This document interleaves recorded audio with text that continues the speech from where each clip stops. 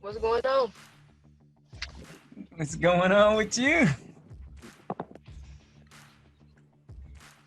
Got me another inquiry. It's kind of a weird one. I just got it when I was driving on the way back home. Oh yeah? The guy wants, what it sounds like, the guy wants me to lower the rent about 200 something dollars. He wants to stay for 69 days, but he wants me to. I'm guessing he's saying he wants to pay me under the table because he's saying he's knowing that if he pays online, that I'm gonna have to be responsible for host fees. But I guess he's trying to like work something out to where I lower the rent, but he pays me under the table 700. Yeah. Sound kind of sketch. For the room. So here's the thing. I get. Well, no. I mean, it's same thing. Simple. Simple response on that is again, you would start off with love to not love. I'd like to accommodate you. However, all payments have to go through Airbnb, and you don't really have to explain. I would just say, hey, John, thanks for the inquiry. Could potentially accommodate you. However, all payments have to go through Airbnb. And the reason why, you don't have to explain this to him, but the reason why is because if something happens with this guy, then Airbnb is a bit of an insurance policy for you to help deal with this knucklehead. If he is a knucklehead, he may not be, but a lot of people do try to get around that.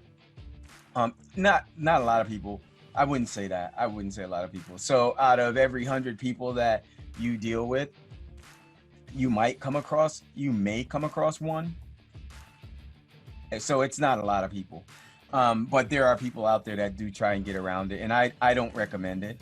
In the beginning, sometimes it might be a little enticing because, your first booking, one of your first bookings, it's 69 days and, in total, it might be $1,400, $1,500, $1,600 just for one room, but it ain't worth it. It's not worth it. Okay. If he wants to do it, you definitely would accommodate it. Plus, here's the other thing, and this one's even more important. And you have to look at this long term. You're going to be dealing with a lot of people, and as you're dealing with a lot of people, if you don't maintain a system that's consistent, that's simple, you're going to be all over the place, right? You'll be all over the place trying to do this for that person, this for that person, this for that. This is how it works, and it's set up this way so I don't have to think about it. It's the same way every time, right? And and then, and again, at some point, you'll never have to ever, deal with, well, I wouldn't say that, because you really don't have to do that now, honestly. But in the beginning, you might, just because you like to, you might want to, but you'll never have to really meet a guest, right? You should, I mean, at some point you may, just because if you're the only person that's doing it, there's some things that you're going to have to do, but you'll never have to check a guest in personally or do that. But if something goes on and you have to be the one going over to check it out, you'll have to do that. In the future, you'll never have to do that. You'll never have to do that. I haven't had to do that. I don't know how long it's been. But if you're dealing with, and you don't have to talk about money either. It is what it is. Every now and then, you don't mind giving someone a what do you call it? A discount. That's okay. There's nothing wrong with giving discounts, because you could do that right through Airbnb too. But you don't want to have to be. Yeah, you should. We all do that. Yeah, we all do that. That's part of the instruction. You should have 5% weekly, 10% monthly. That's okay. But you really don't have to, there's not really much negotiating. People are asking, and here's my standard response on that. If you take a look, hey John, I appreciate you're also you're asking about the discount. And that's something you have to decide. If you're depending on what the numbers are, if you're not really cool about, discounting even more, I would just say, hey, John, just, depending on, and that's where the, I think you have one of those, one of the responses is called the CTA. And in the CTA response is really, it's just kind of listing all the stuff that comes with your Airbnb. It's part of the CTA. So you're listing kind of all the stuff that comes with your Airbnb, and you can kind of mention all that, and then and just say, these are just the standard things, and our prices. And you don't have to list all that, but our prices, I think you'll find that our prices are very, very competitive. In fact, maybe one of the best prices you'll find out there, especially for what we have to offer.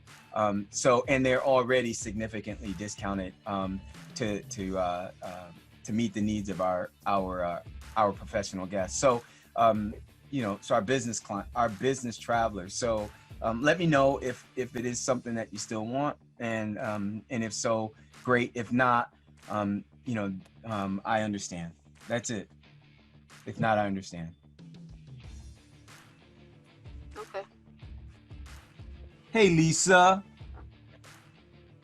How are you? Hello, how are you? Good. Yeah, you jumped in a little late. So yeah, we were just getting in. So Lisa's story is she's already, she jumped in and she's already, was already doing Airbnb, but she didn't know how to scale this thing. Right. And just wanted to know how to do it. But, and also, we did some optimization stuff as well. But Lisa's in a great position because she's already got 2 Airbnbs, but she's also been kind of juggling it, not really keeping it simple. She's kind of Right. doing a little bit of this, a little bit of that, kind of. I started all wrong. Thinking I was doing good actually was wrong.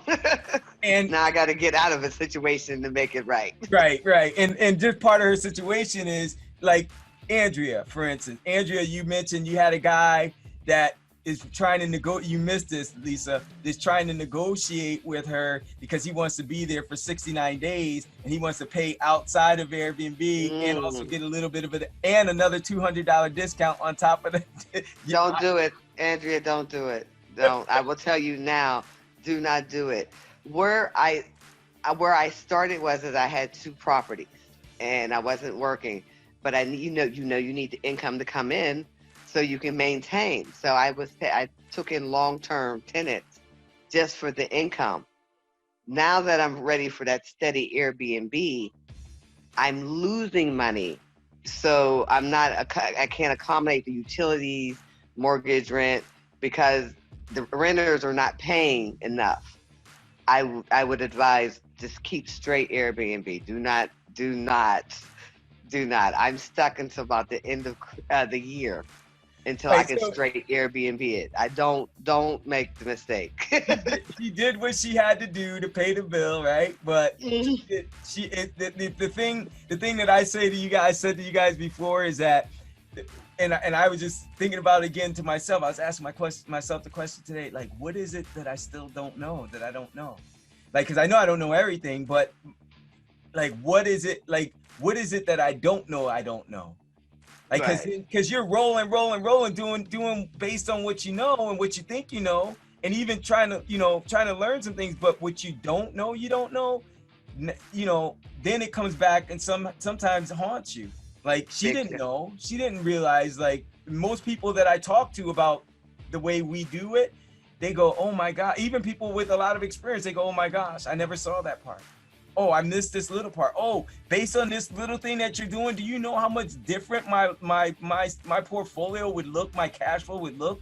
I didn't know you could do it that way, right? And it might be just one little thing, but in you guys' cases, is everything, because what? You haven't done any of it before. So in Lisa's cases, it was a few things. There was some optimization stuff we did. There was some, but the biggest thing was the structure of how she's managing her Airbnbs. But it'll get there. She's already far ahead of most people, but now we got to do some waiting. And so, and that's it. So, hey guys, it's Jim. I hope you're enjoying the series of videos that I'm putting out of my new student hosts. There's a couple that I put out before this, a couple that I'm putting out after as well. it's all real informative stuff to help you in your journey with Airbnb passive income. And if you do enjoy it, I'd ask you to do a couple things. One, if we're on air, if you're watching this on YouTube, like and share the video, and subscribe to the channel. And if you're not on YouTube, go ahead over to the channel and subscribe, like, and share the video if you want to be updated on all the new videos that are going to be coming up, as well as getting the other ones that will also help you along your journey of Airbnb, creating Airbnb passive income to be able to support the vision that God's given you for your life. And then also, I don't know if you know, but I also have a semi-private group where we're in there and we share a lot of things in the group. You're able to kind of see more of what my students are doing, and also what some of the other folks that are doing that are just trying to get started and getting some help without actually being a part of my academy. And so you can actually go over to that group. It's my Facebook group, and you'll find the link to that group in the description below. And if you're already in it, great. You're already in the group. You know what we're doing, and glad to have you. Now, the last thing is this. If you're already in the group, or if you're not in the group and you're not a student, and you like the information that the free information that I'm sharing, and you feel like maybe this would be a great fit for you as far as being able to, do Airbnb passive income without owning property, then schedule a one-on-one with me. I'd love to meet with you. As you know, I love helping people start and grow their $5,000 to $15,000 a month Airbnb passive income business without banks, without experience, and without owning property. And so, yeah, schedule an opportunity. I'd love to, as I said, I'd love to meet with you one-on-one, and we can see if it's a good fit. I can give you some more information, some background about the academy and how everything works. And if it is a great fit and I'm able to give you an invitation, because my academy is invitation only, but if I'm able to give you an invitation, then I'll give you an invitation, get you enrolled, and get you started today. And with that said, I want to thank you for watching, and I'll look forward to meeting with you and working with you in the very near future. God bless you.